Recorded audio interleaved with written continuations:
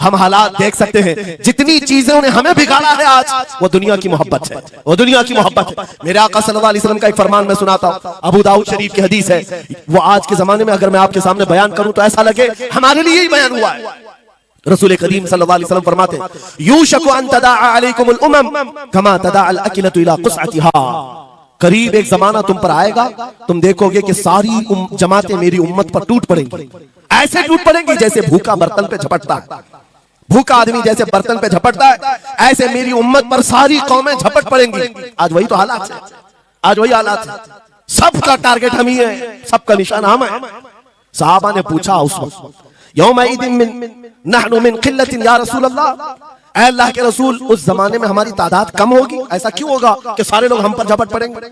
नबी पाक फरमाते हैं, वलाकिन्नकुम कसीरून, नहीं तुम तो बहुत ज्यादा होंगे उस वक्त, गुसाअन का गुसा इस्सैल, लेकिन तुम्हारी हालत समंदर के झाग की तरह होगी। यानी समंदर का कफ झाग जो होता है हवाओं से उड़ जाता है, तुम्हारी हालत ऐसी होगी। तादाद तो बहुत होगी, लेकिन छोटी छोटी चीजों से बिलबिला करके भागने वाले लोग, ये प्यूरिटी नहीं रह जाएगी। फिर सहाबा ने पूछा, या रसूल अल्लाह सल्लल्लाहु अलैहि वसल्लम, ये ऐसी चीज हमारे अंदर क्यों आएगी? मेरे आका फरमाते हैं, वजह दो ही होगी। दो चीजें जब तुम्हारे दिल के अंदर आ जाए तो अल्लाह ताला तुम्हारे दिलों से, तुम्हारे दिलों के ऊपर काफिरों का, दुश्मनों का रौब डाल देगा। तुम डरते डरते जीने लग जाओगे, खौफ के आलम में जीने लग जाओगे। वो दो चीजें क्या है? मेरे आका फरमाते हैं, हुब्बुद दुनिया व कराहियतुल मौत, दुनिया से बेइंतहा मोहब्बत करने लगोगे और मौत से भागने लगोगे। मौत से तुम्हें नफरत हो जाएगी, डरने लग जाओगे। ये दो चीजें जब तुम्हारे अंदर आ जाए, तुम्हारे दिलों पर काफिरों का रौब डाल दिया जाएगा, दुश्मनों का खौफ डाल दिया जाएगा। क्या ये दो चीजें आज हमारे अंदर आ गई? ऐ नौजवान, दुनिया में ऐसे मस्त हो गए, हर एक को अपनी मसलहत है।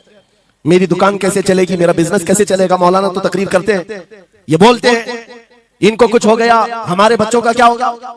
ये सारी मसलहतों की बातें मैं सुन सुन करके पक गया हूं। बहुत सारे लोगों को तो ये लगता है इनके साथ मत बैठो, वरना कल को इन पकड़ के ले जाएंगे तो तुम्हारा भी नाम आ जाएगा।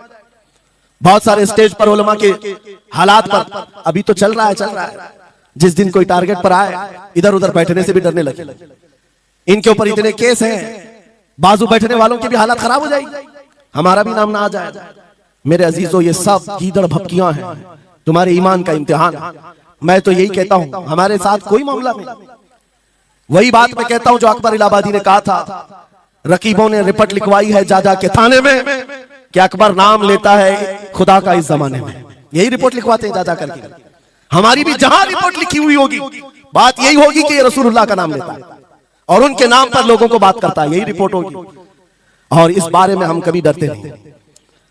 मैं आपको बताऊं, उत्तर प्रदेश में वहां के हालात तो पता है, बिल्डोजर की हुकूमत चलती है। लेकिन मेरे अजीजों, एक मौलाना साहब ने कहा, आपके साथ जलसे में बैठकर मैं लब्बैक लब्बैक के नारे लगा रहा था, दूसरे दिन मुझे थाने बुला लिया और फिर मुझे बहुत ज्यादा मामला हो गए। कहा कि मौलाना तुम ही नारे लगा रहे थे, आप लोग ना डरे इंशाअल्लाह यहां पर। तो उन्होंने मुझसे कहा, मैं कहा क्या हुआ, फिर कुछ हुआ? कहा मुझसे कह रहे थे केस हो जाएगा, हालात बिगड़ जाएंगे, खराब हो जाएंगे। मैंने कहा फखर करो मौलाना इस बात पर, दुनिया चोरी करके थाने जाती है और तुम नबी का नाम लेकर जा रहे हो, कौन सा मसला है? बात सिर्फ इतनी है मेरे अजीजों, हम बोलते रहेंगे उस वक्त तक जब तक अल्लाह तबारक व तआला ने जुबान रखी है। नबी पाक की अज़मत और नबी पाक की शरीयत और औलिया उम्मत की मिदहत बयान करना जुर्म है।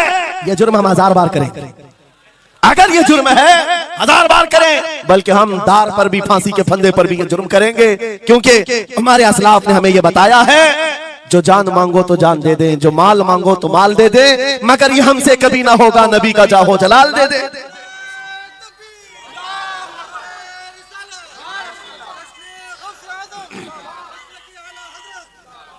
खामखा बेचारे हमारे रिश्तेदारों को डरा करके रखे लोग, पुलिस वाले हजरात को कुछ लोग रिपोर्ट लिखवा कर डरा करके रखे हुए। मैं आपको बता रहा हूं, एक साल में तकरीबन 170 के करीब जलसे करके आए। किसी एक जगह की भी रिपोर्ट निकाल करके बताओ कि हमने कहीं फसाद करवाया, हमने कहीं पर लोगों में माहौल बिगाड़ा हो, या पब्लिक भड़क करके एक दूसरे के जंग करने पर आई हो, कहीं नहीं। अगर कौम को, सोई हुई कौम को बेदार करना तुम्हारे नजदीक भड़काना है, तो ये भड़काना तो बहुत अच्छा है।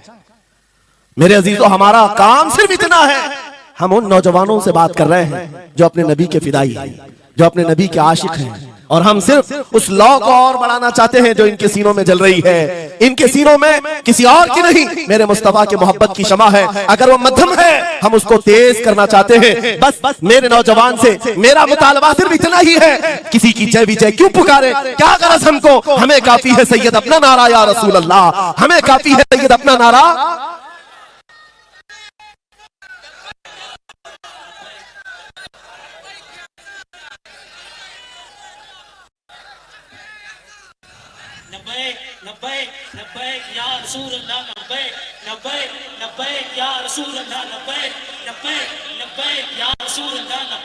तवज्जो,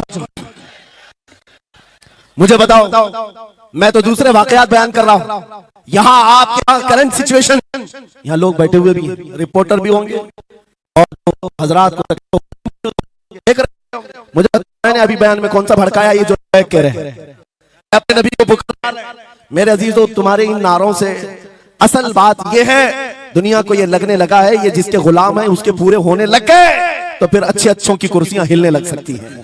इसलिए कि इस कौम की तारीख सबको पता है, ये वो कौम है, टल न सकते थे जंग में, अगर अड़ जाते थे पांव शेरों के भी मैदान से उखड़ जाते थे, हक से सरकश हुआ कोई तो बिगड़ जाते थे, अरे तेग क्या चीज, हम तोप से भी लड़ जाते थे। ये हमारी तारीख है, दुनिया को पता है, दश्त तो दश्त है, दरिया भी न छोड़े हमने, बहरे जुल्मात में दौड़ा दिए घोड़े हमने। इकबाल ने कहा है, थमता न था किसी से सैले रवा हमारा, कुछ बात तो है कि मिटती नहीं हस्ती हमारी, सदियों रहा है दुश्मन दौरे समा हमारा, बातिल से डरने वाले आत्मा नहीं है हम, 100 बार कर चुका है तू इम्तिहान हमारा। इसी बात को लेकर के बोर्ड के बिगाड़ करके पैदा किया जाता है। हालात खराब हो जाएंगे आपके बयान का, हालात खराब नहीं होंगे। ईमान अगर मजबूत हो जाता है तो हालात खराब कभी नहीं होते, हालात खराब नहीं होते। आज ऐ सुन्नी मुसलमानों, गौसे पाक रज़ी अल्लाह तआला अन्हु की निस्बत अगर कामिल है, यही बात सुन लो, वक्त खत्म होने को आ गया, मैं अपने वक्त पर समेट लूंगा।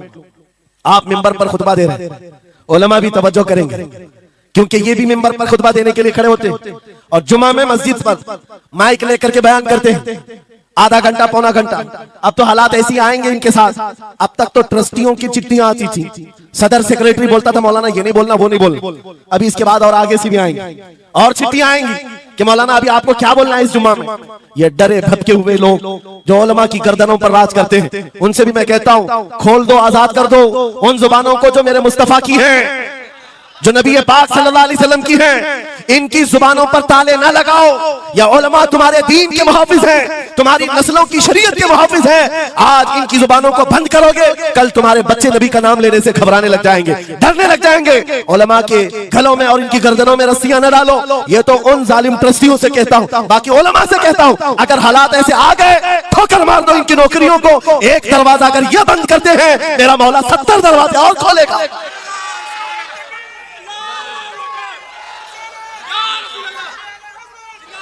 सुनो, गौसे पाक रज़ी अल्लाह तआला अन्हु किस बात से डरते थे? गौसे पाक का खुतबा बयान करने वाले मौलवी हजरात, उलमा सुने, गौसे पाक किससे डरते थे? उनको डराने वाला कोई ट्रस्टी था, कोई हाकिम था? बल्कि हालात ऐसे थे, एक बार खिताब कर रहे हैं मजमे में, बहुत बड़ा मजमा है, खिताब के बीच दरमियान अभी वाज हो रहा है, एक काला सांप गिर गया आपके कंधे पर, सांप गिर गया और गिरा ही नहीं, गिर करके फिर वो आपके गले के अंदर से दाखिल हो गया, आस्तीन में आया, आस्तीन में आया और फिर इधर आया, वो लौट लौट करता रहा। लोग जो मजमे में बैठे थे उन पर हैबत तारी थी, वहशत तारी थी, कोई जगह छोड़कर इधर उधर हो रहा है, लेकिन गौसे पाक का कदम डगमगाया नहीं, ना जिस्म के अंदर कोई हरकत हुई, आपका बयान कंटिन्यू जारी रहा, उसी तरह जारी रहा। वो सांप कभी आपके सामने आया, कभी इधर आया और घूम फिर करके वापस चला गया। बयान आपका मुकम्मल हुआ, लोग खड़े हुए पूछते रहे, या सुल्तान अल औलिया सय्यदी शेख अब्दुल कादिर जिलानी, आपके साथ ये जो माजरा हुआ, ये सांप इतना खतरनाक था, देख करके हैबत तारी थी और आप अपना बयान कंटिन्यू जारी रखे हुए थे, ये क्या माजरा है? गौसे पाक फरमाते हैं, वो सांप तो मुझसे कह रहा था, ऐ अब्दुल कादिर, तुझसे पहले 70 औलिया को भी मैंने ऐसे ही आजमाया है, 70 उलमा को मैंने ऐसे ही आजमाया है और आजमा कर चला गया। गौसे पाक क्या फरमाते सुनो, ऐ लोगों, तुम मुझसे पूछ रहे उससे डरता था या नहीं डरता था? बात सिर्फ इतनी है, मैं उस कादिर का बंदा अब्दुल कादिर, उस कादिर का बंदा अब्दुल कादिर हूं, मेरे उसकी कुदरत पर ऐसा यकीन है, अगर मौला ने मेरी मौत लिखी है तो ये काले सांप से क्या चूंटी से भी हो सकती है, और अगर मौत नहीं लिखी, इस तरह के हजार सांप मेरे गले में आए, मेरी मौत नहीं आ सकती। मेरा उसकी कुदरत पर यकीन कामिल है, इसलिए मैं उसका बयान कंटिन्यू रखा, जारी रखा। आज मैं यही कहता हूं, ऐ सुन्नी मुसलमानों और इन उलमा से भी, अगर हमारी मौत लिखी है, छोटे से हादसे से भी हो सकती है, और अगर नहीं है तो वक्त का प्राइम मिनिस्टर भी तुम्हारी गर्दन पर पैर रखे, मौत नहीं आ सकती, क्योंकि कादिर मुतलक मेरा रब्बुल आलमीन है। वक्त का बादशाह भी तुम्हारी गर्दन पर तलवार रखे, नहीं आ सकती। आपको पता है चंगेज की तारीख? चंगेज एक जालिम बादशाह गुजरा, बहुत बड़ा जालिम, जिसके सर पर 50 लाख लोगों के कत्ल का इल्जाम है। 50 लाख इंसानों का कत्ल मामूली है उस जमाने का चंगेज, और वो मुल्क के मुल्क फतह करते हुए निकला था। एक जमाना ऐसा था मेरे अजीज, घोड़े पर बैठा हुआ चंगेज कुछ लोगों को, मुसलमानों को गिरफ्तार करके मैदान में खड़ा किया है, और जल्लाद को बुलाया कि एक साथ सबकी गर्दनें उड़ाने लग जाओ। वो कितने लोग थे?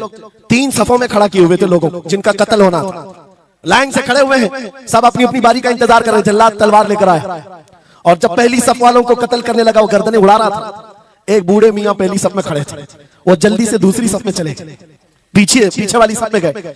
बादशाह चंगेज घोड़े पर बैठा हुआ खिलौने से खेल रहा है, और ये मंजर भी देख रहा है और हंस रहा है। बूढ़ा यहां से उधर चला गया, पहली सफ का काम तमाम, पूरे कत्ल हो गए।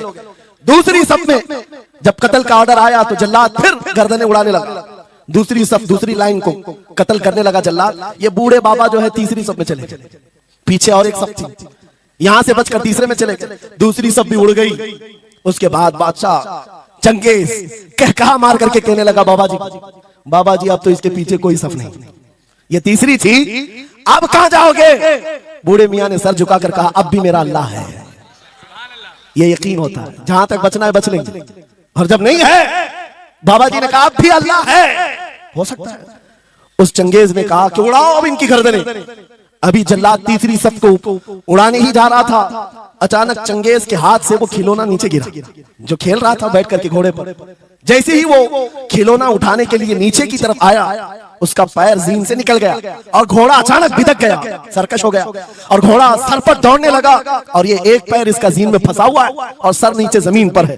अब घोड़ा दौड़ता गया, पता नहीं कितने पत्थरों से इस बादशाह का सर टकराता रहा, घोड़ा किसी के काबू में नहीं आ रहा। सारे सिपाही, सारे फौजी इस घोड़े को पकड़ने के लिए पीछे भाग रहे हैं, लेकिन घोड़ा दौड़ता गया, इतना दौड़ा के उस चंगेज का सर फट करके भेजा बाहर, मर गया। बहुत दूर जाकर के घोड़ा एक जगह रुका। बादशाह की मौत का ऐलान इतना बड़ा था, सारे सिपाही, सारे फौज बादशाह को लेने के लिए हाजिर आए। मियां पूरी सल्तनत तहबतह हो गई, हुकूमत बदल गई, सब खत्म हो गया, और जो कैदी थे वो आजाद होकर जाने लगे। वो बूढ़े मियां कहते हैं बाकी लोगों से, क्या मैं नहीं कहता था अल्लाह अब भी हमारे साथ है? मेरे अजीजों, एक बात याद रखो, हमारे लिए दुनिया द एंड नहीं कर सकती जब तक मेरा मौला ना चाहे, अल्लाह ना चाहे। आज लोगों को ये लगता है, मुझे वैसी भी बात बताया गया कि यहाँ पर मुमरा की आपकी घनी आबादी है, फिलिस्तीन के मामला पर कुछ बोलेंगे यहाँ पर भड़क जाएंगे। मेरे अजीज, इतने भड़कने की जरूरत नहीं, तुम यहाँ भड़कोगे तो फिलिस्तीन पहुंच भी नहीं पाओगे। बात यह है, हम बोलेंगे जरूर जुल्म के खिलाफ और हक के लिए, चाहे जैसी भी हालात हो। अगर किसी को बुरा लगता है इजराइल जालिम है, तो मैं 100 बार कहूंगा वो जालिम है, जालिम है, जालिम है। उनकी कोई हिमायत करने के लिए हम नहीं है, लेकिन एक बात आपको मैं जरूर बताना चाहता हूं, गौसे पाक का मसला ये है, सुल्तानुल औलिया गौसुल आजम की निस्बत के साथ आप अपनी शरीयत पर कायम रहें और अपने ईमान पर डटे रहें, और तौबा व इस्तिग़फ़ार के बाद अपने हालात बदल लें। और उन गरीब मुसलमानों को देखकर जो कत्ल हो गए और उनके टुकड़े हो गए, ये मत समझना कि इस्लाम खत्म हो गया।